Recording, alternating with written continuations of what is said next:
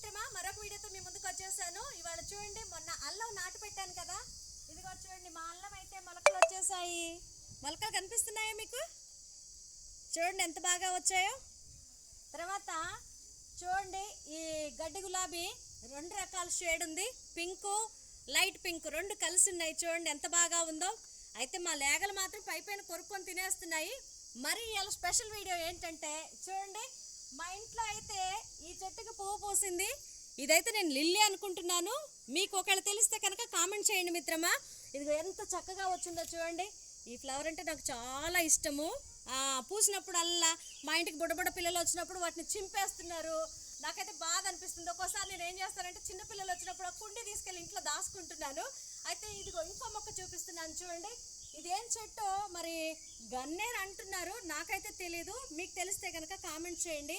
ఇది నేను మా తెలిసిన వాళ్ళ ఇంటి దగ్గర చిన్న మండలు తీసుకొచ్చి పెట్టాను. పెడితే చక్కగా వచ్చింది. చూడండి మిత్రమా చెట్టు.